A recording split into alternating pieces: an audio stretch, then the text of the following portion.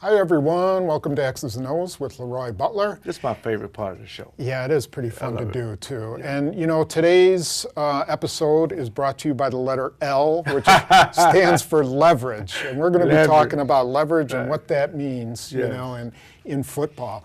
And so we're looking at a play from the Cincinnati game. This ended up being a touchdown against the Packers defense. And essentially what we have is double tight end formation, but they're out here as receivers, two wide receivers. This is A.J. Green. The Packers double covered him almost all game, and they've got a safety over the top here. They got a safety here. They got two linebackers, Tramon Williams and Devon House. Now we highlighted Tramon Williams and this tight end Marvin Jones right here, because those are the two protagonists here. Why don't you kind of show what happened in this play? And I think for Dalton is trying to find out, obviously, where the double is coming from. But since Banjo is here, man to man, this area here seems to be a avoided area. Right, especially with Jennings doubling on he's doubling on Green, so that takes half of the field. This half of the field is done. Now here's the problem, what we talked about leverage. Now they were in sort of a bunch, but what the great thing about Tramon, he goes up and he stays in bump and run. Now there's no pick play. And not only that, A.J. Hawk, which did excellent on this play, he walked up, now he went to attack the running back. This guy came out here and so he went hard after. Right, and all you got, and Brad Jones is just here to give any help to anybody. So now, if you got help in the middle, everybody's leverage should be outside, you know, outside, tight outside.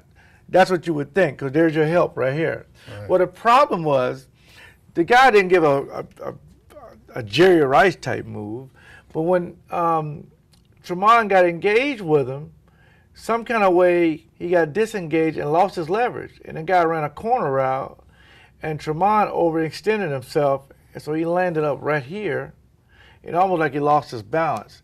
It was just an easy throw for a touchdown. And this guy, you know, obviously just came in, just ran an underneath route, and Devon House went and took him. Right. Now, if Tramon Williams keeps his outside leverage and forced the tight end or receiver to go through him, now the play's dead, and you get a chance to get a sack, or you know, he may force it. You never know what can happen. Right. But the first thing is losing the leverage, Tom. That's bad for you. And we saw Chris Banjo, who's, you know, third game ever, play this perfectly. You know, he came right here, and he just would not. You know, he would not lose his leverage. The leverage is to Brad Jones, right? Because Brad Jones is here covering the middle of the field. Right. And so if Dalton throws it down the middle of the field, Brad Jones is there. So he just stays with them all the way through. And that's what Tramon Williams needed to do, was to force him to the middle, right? A couple ways you can lose your leverage. Looking into the backfield, that's one, and guessing. Right.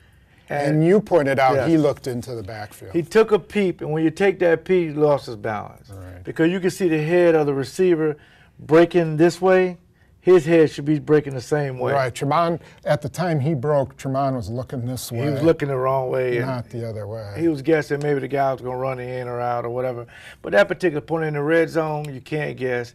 You can't lose your leverage. Yeah. Know where your help is, and know where your help is, and use it. Am I wrong? But I always think of leverage as, if you know a guy, like in basketball, if you know a guy goes to his left hand all the time, stay on his left side. Right, make him beat you with the right. Right. Yep. So, and that's what I'm saying. If the guy had came up and ran like a dig route, and he caught that for a touchdown, it will be all over Brad Jones. Right.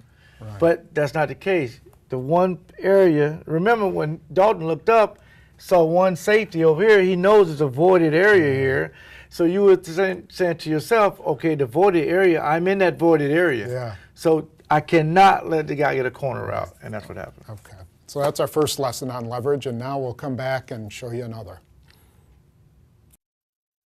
Okay, so back to the L word, and here we go. Now we're going to look at it from the Packers' offensive perspective. Right. And we've got a three-receiver formation here. We got Ryan Taylor in the slot, and we got Jonathan Franklin in the backfield in a shotgun formation. And I think one of the biggest things now with Aaron Rodgers, he sees is one safety high, bump and run across the board. Right. I mean, this guy didn't even disguise, Tom. The other safety, he just walked down in there. So, and again, we talked about it earlier in 5 questions. Straight man-to-man bump and run across the board. These guys got to win at the point of attack. But when you win, you must receive the ball. And here's the problem, and I'll talk about James Jones last. You got, the matchup that you want, Franklin on a linebacker. So that's fine. And you also have Leon Hall played a great game. You got 18 Cobb running his route. But when Rodgers opens up, Tom, he stared this side the whole time, never looked backside. If he wants to work this side, when he gets the snap, he has to look this side to look the safety off. Right. So what happened, when he looked this way, these guys drifted. Both of them drifted. Big time, because they're following Franklin up here. Right. I mean, they both bit on Franklin, right? I mean, I couldn't even believe it. Now, the problem with this particular route is a couple things. Now, James Jones came up, and he's working against Newman, just a veteran corner. Right. Came up, they engaged, he made a move, and now he's running flat like this. Now, at that particular time, Rodgers, and we slow-moed it. Once he got the football, he kind of predetermined he wanted to go to the slant. Right. This guy was out that of guy's there, gone. he was up here now. Right, and that guy's gone. So there's the window right there, right? There's the window. I hope people can see that.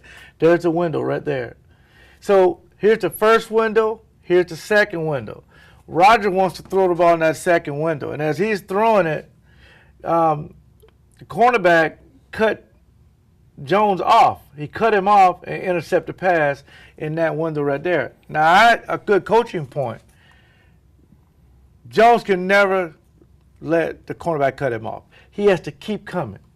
He has to gain leverage against Newman. He can't let Newman, by Newman coming inside, he's won the leverage game. Yes, because it could be a blind throw to Rodgers. He could be throwing it to a spot, as he indicated. Right. I expect you to be at that spot. If you're not at that spot, it's your fault. Right. The worst case, it just breaks it up, and you punt the ball. You back them up inside the 20, because you got the best punter in the league. Best case scenario, you fight across his face, and you get a penalty, illegal hands to the face, illegal touch within 5 yards, or, it's a lot of things you can get that'll go your way. But this referee, who they never call a good game, seems like, whoever got the best leverage, he'll let him play. But if you're fighting to get across his face, he will throw that flag. Right. Now, there's another aspect to this. I mean, we can dump this all on James Jones, and he admitted that he should have gotten in front. But even if he did get in front, it's not necessarily the best option to go to. Right. We watched, Franklin came this way, and this is the guy who's covering him. Yes. If he dumps it to Franklin, there's no way this guy they only need 3 yards. 3 yards. Jones had kind of cut them off. And I think Jones actually saw this coming. He saw that it wasn't going to be open, and I think that's why he kind of gave up on it, even though he shouldn't. But anyway, if he dumps it to Franklin, it's a first down. Yep. Now, this guy came over, and he had his hands up. Might have made the throw. Yep. That's why I say the first window he can't see it, the second window he can. But then you noticed Cobb. Yeah, and that's the thing about it. Cobb did a great job of working across. He was beat. He had his guy beat. And here's the thing about Aaron and progression. All young quarterbacks. If you want to really go right, look left, draw the safeties over, then come back. Look left, come back to the right. But Aaron's progression, he'd say it's 3rd and 3. Get the ball to the matchup. Franklin on a linebacker. If the slant's not open, pull it down. Cobb is wide open. And I think that's when you have to go through your progression and look for matchups. You already know it's one safety high. So Aaron has to go through his progression like he's always done. He's the best in the league at it. But this was a breakdown, 2 mental errors on 89 and on 12. Yeah, I think it was just, like you said, if you were grading it, you'd give them both a negative. I'll give both of them a minus. Right, yes. right. Because ultimately you got to get the first down. You missed 2 maybe wide open guys. But again, 89 must get across his face. Right. And I think that's why one of the reasons we said Rodgers was off, because he will hold the ball or he'll pump fake to try to get a guy. He never predetermines. Right. He goes through his progression better than anybody, and sometimes that happens. Yeah. I mean, you have off days, but these are the plays we do not expect to happen again. And this would have been a huge play. It would have been a touchdown because Cobb ran a great route. Yeah. So I hope that answered some questions about leverage for you, and we'll be back next week.